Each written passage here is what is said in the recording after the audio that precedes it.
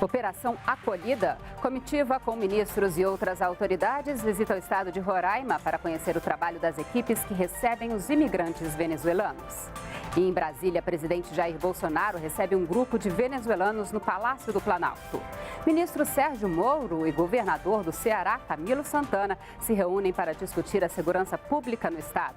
O governador diz que manter estado de alerta é importante para evitar novos ataques.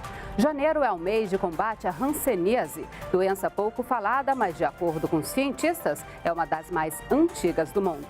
Essas e outras notícias você acompanha agora. E para participar do nosso jornal pelas redes sociais, basta usar a hashtag TVNBR nas publicações ou acessar o bate-papo ao vivo no YouTube. O Repórter NBR começa agora.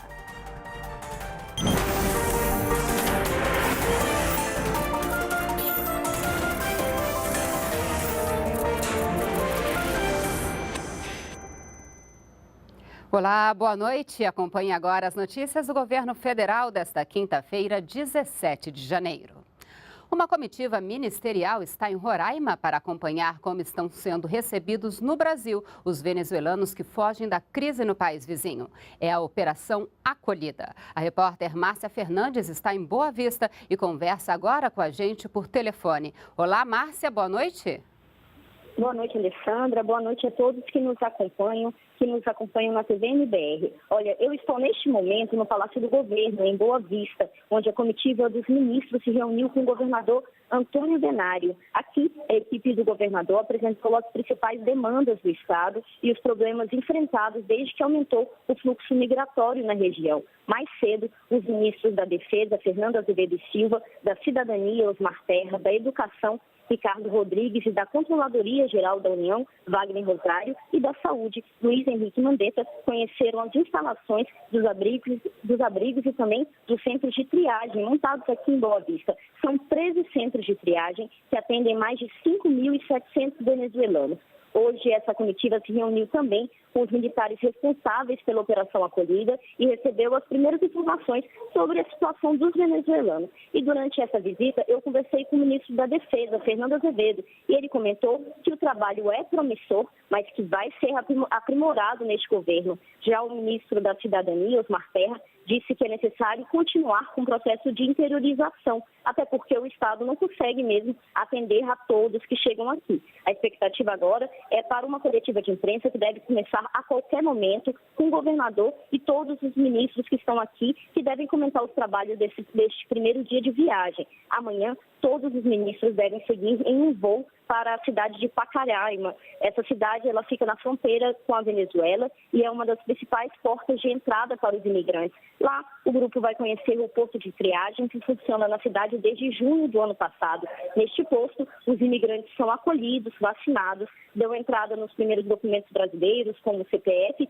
podem entrar com pedido de refúgio e recebem outras informações sobre o país. Eles também recebem atendimento social. Hoje, um total de 96 mil venezuelanos vivem no Brasil, entre residentes fixos e pessoas que pediram refúgio. E eu fico acompanhando este trabalho dos ministros para conhecer a realidade desses venezuelanos e pensar em políticas públicas para resolver essa situação que ocorre aqui no Brasil. Voltamos com você, Alessandra.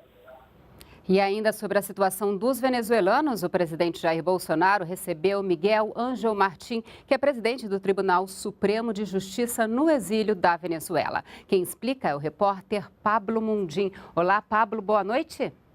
Boa noite, Alessandra. Boa noite a todos. O presidente Jair Bolsonaro participou de agenda na tarde de hoje com o ministro das Relações Exteriores, Ernesto Araújo, o presidente do Tribunal Supremo de Justiça da Venezuela em exílio, Miguel Ángel Martins, e o assessor de assuntos institucionais da Organização dos Estados Americanos, Gustavo Sinozzi. Assim como Miguel Martins, outros juízes nomeados para a Suprema Corte venezuelana estão em exílio e alegam perseguição política do governo de Nicolás Maduro. Durante o encontro, o presidente Jair Bolsonaro falou que o governo brasileiro não medirá esforços para ajudar a Venezuela a restabelecer a democracia. Vamos acompanhar um vídeo divulgado pelo Palácio do Planalto.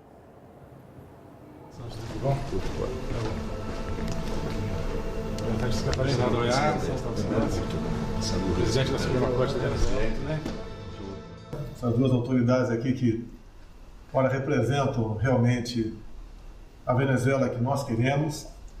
Como presidente da República, quero dar uma mensagem ao povo da Venezuela que tudo nós faremos para que a democracia seja restabelecida, que vocês possam viver em liberdade. Nós nos sentimos de uma maneira bastante constrangida, porque se vocês não tiverem essa liberdade, nós aqui também nos sentimos da mesma maneira. Sabemos como esse desgoverno chegou ao poder, inclusive com a ajuda dos presidentes que o Brasil já teve, como Lula e como Dilma. Isso nos torna responsáveis pela situação que vocês se encontram em parte.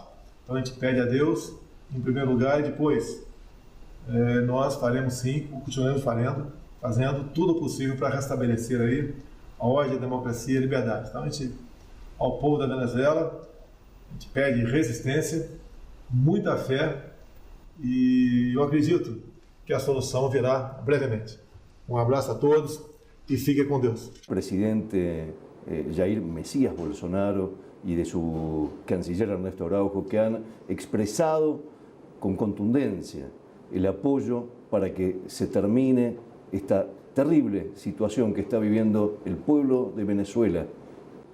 Creo que Brasil renace, y una vez que logremos recuperar a nuestra amada Venezuela, Venezuela inmediatamente se va a poner al lado del Brasil y al lado de los otros países del continente para seguir la lucha y rescatar todos y cada uno de los países que tienen problemas en su democracia.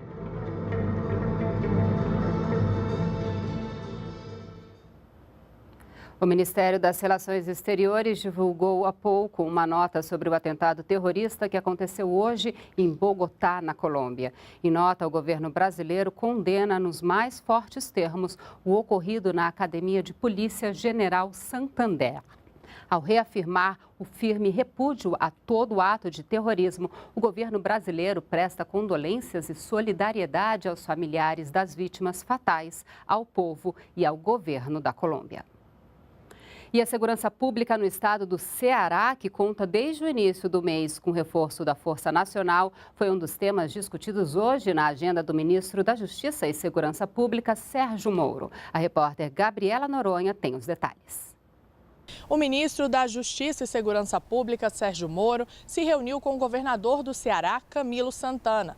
No encontro foi discutido o andamento das ações para conter os atos de violência no estado. O Ceará vive uma onda de violência desde o dia 2 de janeiro, com ataques a ônibus, carros, prédios públicos, prefeituras e comércios. No início do mês, o ministro Sérgio Moro autorizou o envio de agentes da Força Nacional e agentes penitenciários federais para reforçar a segurança no estado.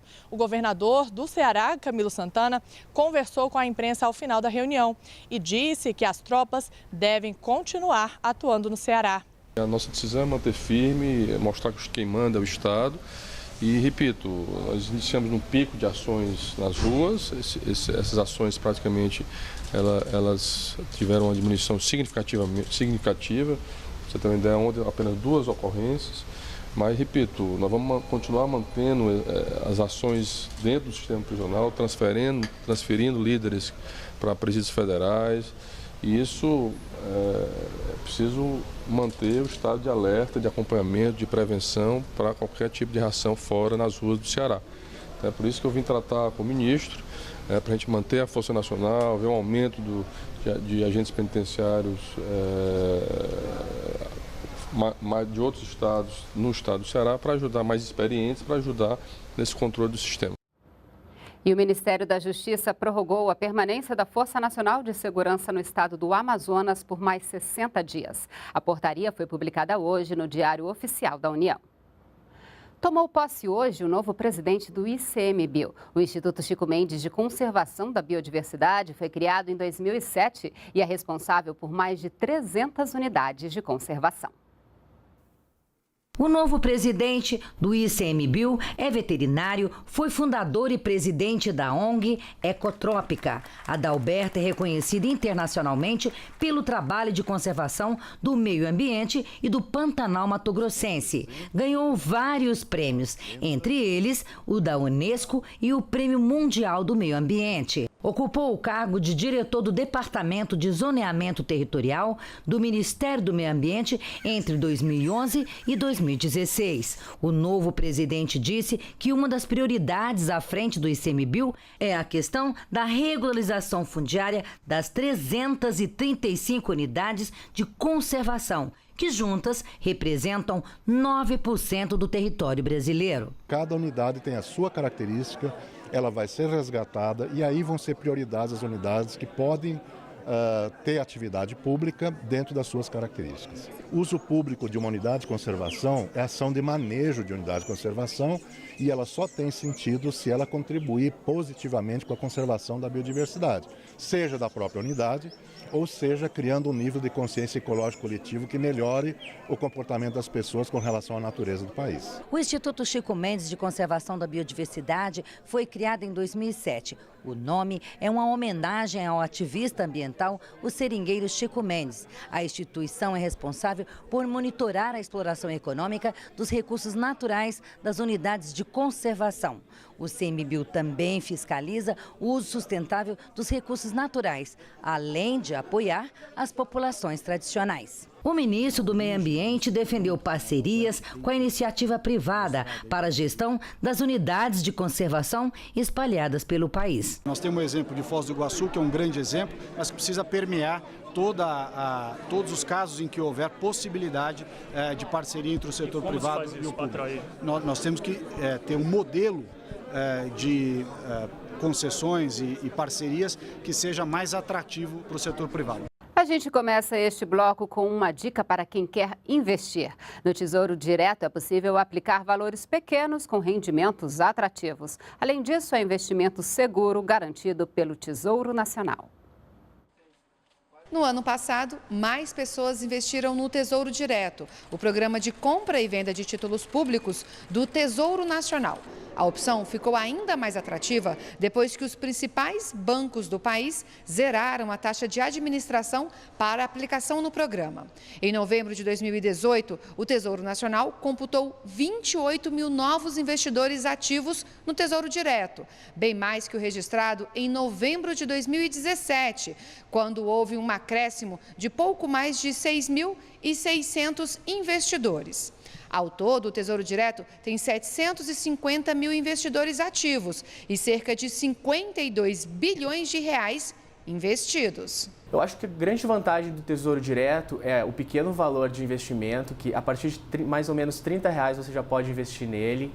Além disso, a liquidez diária, qualquer título do Tesouro, apesar de eles terem prazos, você pode decidir revendê-lo para o Tesouro Nacional. A qualquer momento você verifica as condições do seu título, se você quiser resgatar seu investimento, isso você pode fazer a qualquer dia.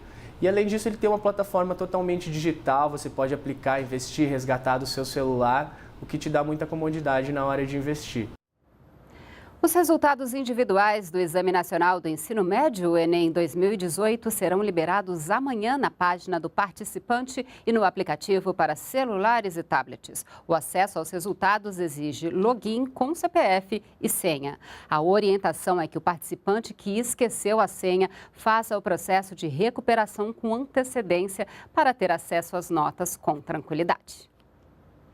O Dia Mundial de Luta contra a Hanseníase é celebrado sempre no último domingo de janeiro. Por isso, o mês ficou conhecido como Janeiro Roxo, cor escolhida para simbolizar o combate à doença. A hanseníase tem cura e o diagnóstico precoce é a melhor maneira de evitar sequelas. Na última década, o Brasil apresentou uma redução de 34% no número de novos casos de hanseníase. Ainda assim, o país reúne 90% de todos os casos registrados nas Américas. A doença tem cura e quanto mais cedo o diagnóstico, melhor para o tratamento. A hanseníase é uma doença dermatoneurológica que acomete pele e nervos. O primeiro sinal é uma mancha na pele, tá? que tem a sensibilidade diminuída ou o espessamento dos nervos. Então, quando o paciente tem esse reconhecimento, seja por um médico ou seja um autoconhecimento dessas alterações, ele deve procurar o atendimento. E a principal forma de prevenção da hanseníase é o diagnóstico precoce e o tratamento. Há 14 anos, o Francinaldo foi diagnosticado com hanseníase. Ele conta que perdeu o emprego e a doença o tornou incapaz para o trabalho. Hoje, ainda em tratamento, já acostumou a conviver com as dores, mas lembra que a maior delas é a discriminação. Sofri, entendeu? A própria minha patroa, entendeu? Me dava preconceito, perguntava para mim se essa doença pega. Eu falei, não, pega não. A partir de começar em tratamento, não vai transmitir para só ninguém, entendeu?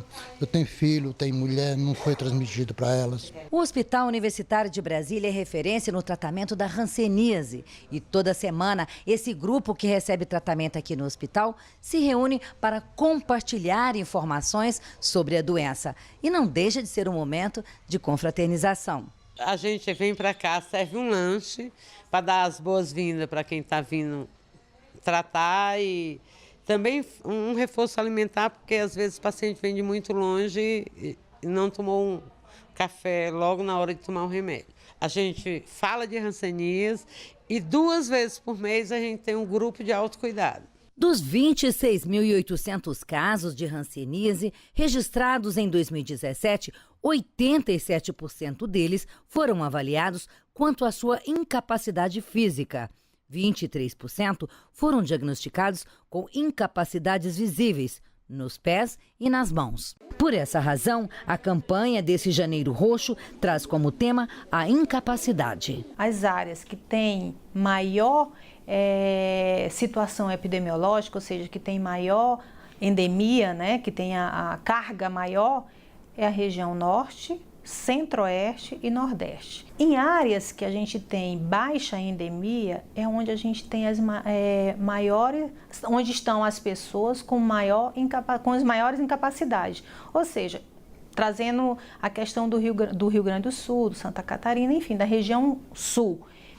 Nós temos baixa diagnóstico, porém essas pessoas que foram diagnosticadas, todas têm incapacidade física. Então, assim, em regiões onde tem baixa carga, o diagnóstico é mais tardio ainda, porque não se pensa em hanseníase. E um alerta, a hanseníase pode ser confundida com doenças como a LER, lesão por esforço repetitivo. Por isso, o Ministério da Saúde recomenda que as pessoas procurem atendimento médico quando aparecer manchas no corpo e, principalmente, se as manchas apresentarem alteração na sensibilidade. E tem novidade da Agência Nacional de Saúde Suplementar. Já está no ar o novo Guia ANS de Planos de Saúde. A ferramenta permite a comparação entre planos e exibe informações importantes para orientar o consumidor que quer contratar uma operadora. É possível, por exemplo, acessar a rede hospitalar credenciada e o preço máximo que a empresa pode cobrar. E para ajudar o usuário a navegar no guia, estão no ar 2 tutoriais no canal da ANS no YouTube.